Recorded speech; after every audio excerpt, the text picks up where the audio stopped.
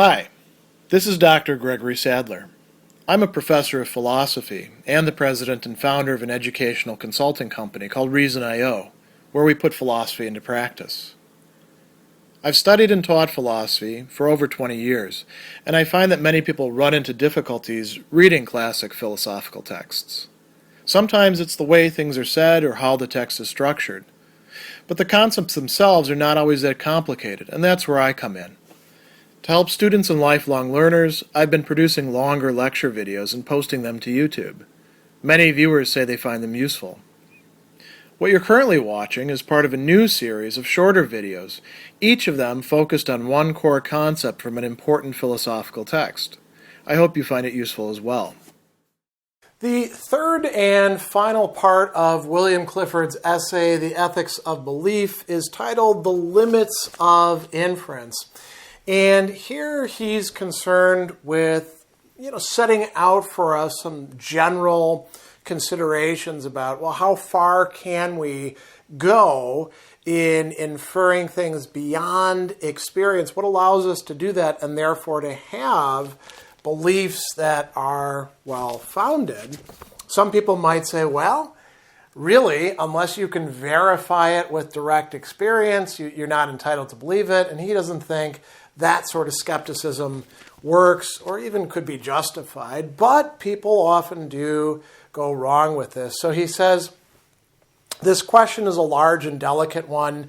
It extends to the whole range of the scientific method, and it requires a considerable increase in the application of it before it can be answered with anything approaching completeness. But I can give you a rule that's lying on the threshold of the subject of extreme simplicity and vast practical importance. He will give that rule at the end in answering this, when can we believe what goes beyond our experience? The answer is, when what we believe is inferred from our experience by the assumption that what we don't know is like what we do know. So, we make that assumption in a lot of cases. He's going to look at three sorts of situations. He begins with one that I think all of us are very familiar with. Maybe we, as little kids, or we saw a little kid put their finger in the fire. I know I did that with a candle flame because I was kind of a stupid kid in that respect. I also put a car key into an electrical socket and learned don't do that anymore, right? We've all done something stupid like that. As a matter of fact, I also touched the mousetrap when my parents said don't do that.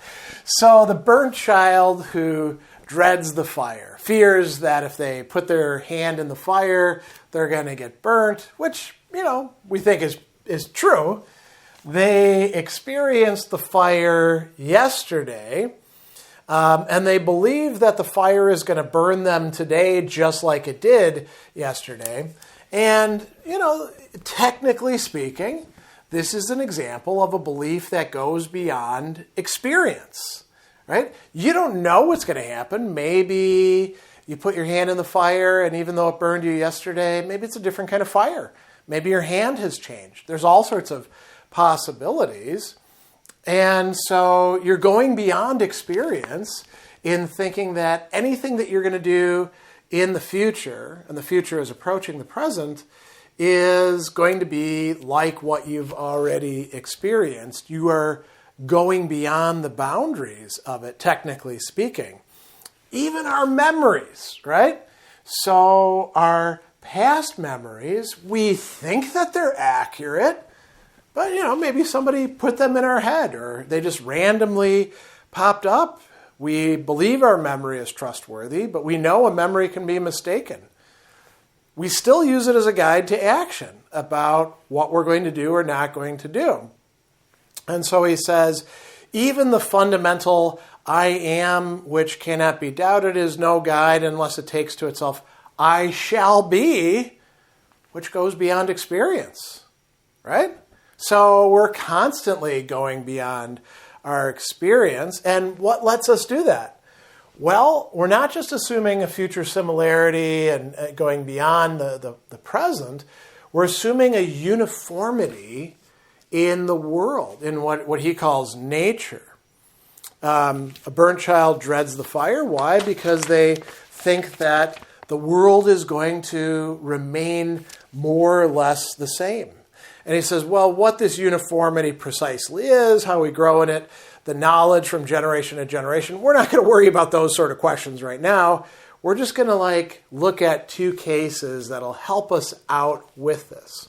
So one of these is taken from science, the science of his time. He talks about using a spectroscope, which allows you to look at something that is being, generated from a compound, and you can figure out what elements are in it.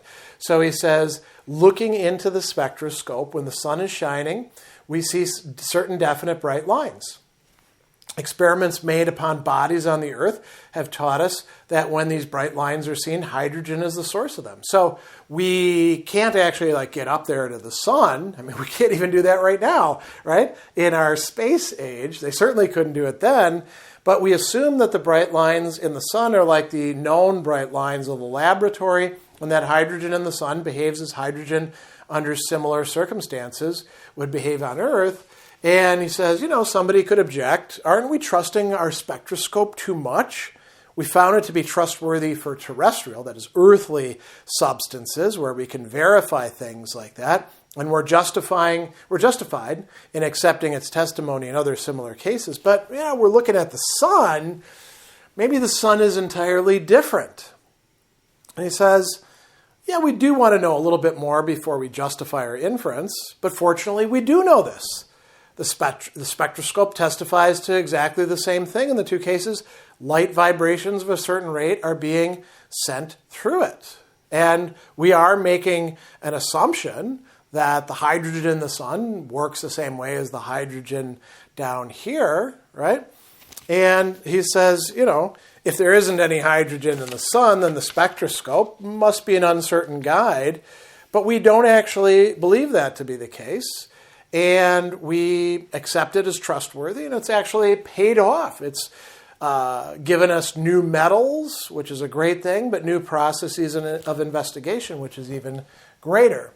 So I think the science one is easy to wrap our heads around.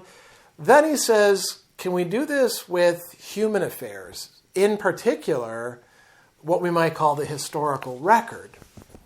And he brings up the siege of Syracuse, a Sicilian city, narrated in the history of the Peloponnesian War by the historian Thucydides, who was actually a general. Do we believe him? And some might say, I don't see why we should. I wasn't there. All we've got is his word to go on. Maybe we have some other historical sources as well.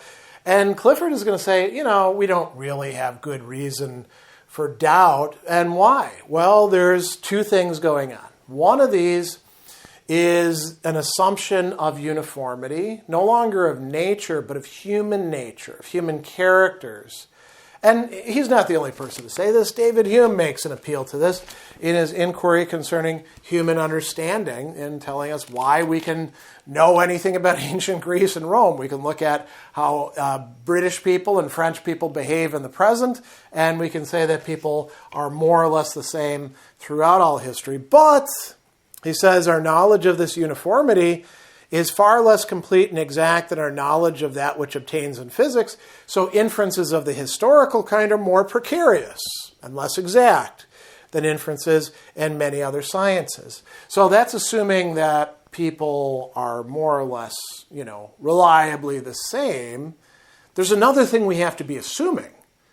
Thucydides is actually a reliable narrator. How do we know that? Well, we don't know it 100%, but what we do know is that manuscripts exist which are said to be and which call themselves manuscripts of the history of Thucydides. In other manuscripts stated to be by later historians, he's described as living during the time of the war. Books supposed to date from the revival of learning tell us how these manuscripts were preserved and acquired.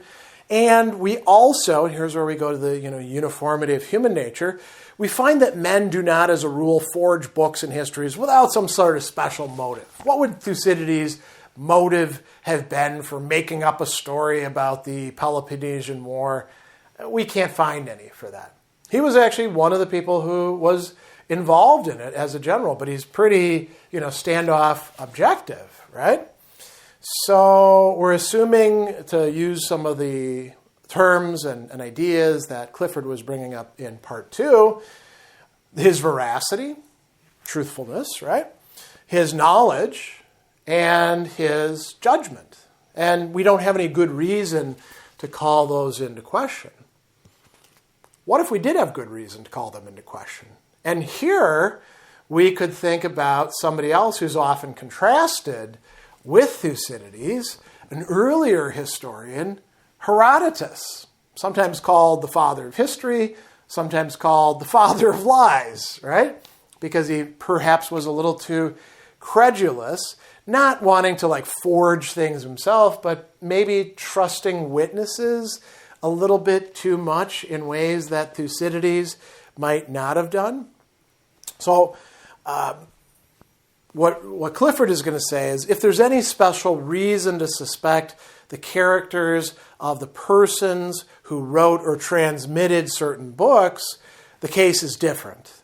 If a group of documents give internal evidence they were produced among people who forged books in the names of others, or in describing events, suppressed things which didn't suit them, while they amplified those that did suit them, who not only committed these crimes, but gloried in them as proofs of humility and zeal, okay, then we'd have a good reason for saying that upon such documents, no true historical inference can be founded, but only unsatisfactory conjecture. Notice what he doesn't say. He doesn't say, well, because they forged them, we know the opposite is true. He's just saying, we can't really decide anything, right?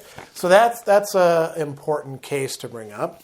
And he says that, to bring this to a sort of general close, he says, no evidence can justify us in believing the truth of a statement which is contrary to or outside of the uniformity of nature. Why? Well, our experience is such that if it cannot be filled up consistently with uniformity, we have a right to conclude where there's some sort of, discordance, something else is going on. We probably have to dig in deeper, and we have to rest in our experience and not go beyond it at all. But if an event really happened which was not a part of the uniformity of nature, it would have two properties. No evidence could give the right to believe it to any except those who witnessed that event themselves. It's their experience. And no inference worthy of belief could be founded upon it at all. So that makes it sound like Clifford is saying, we all know that nature is uniform. There can't be any violations of the regularities of nature. And he says, be a little careful here. Can we believe, or are we bound to believe, that nature is absolutely and universally uniform?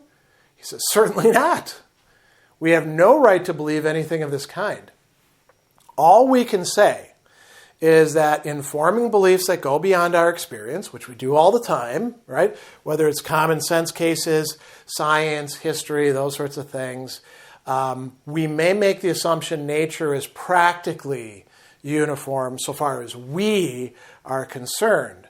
Within the range of human action and verification, we can form, by the help of this assumption, actual beliefs, but beyond that, only hypotheses which serve for the more accurate asking of questions. And so here's where he again gives that rule. We may believe what goes beyond our experience only when it is inferred from that experience by the assumption that we do not know, that what we do not know is like what we do know.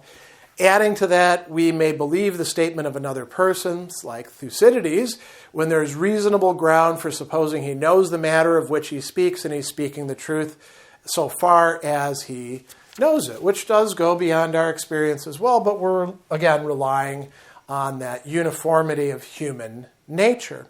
So, there are some limits of what we can infer, but we also have a lot of things that we can reasonably infer, that we can have confidence in. We don't have to lapse into any sort of absolute skepticism because of this rule that it's wrong in all cases to believe on insufficient evidence.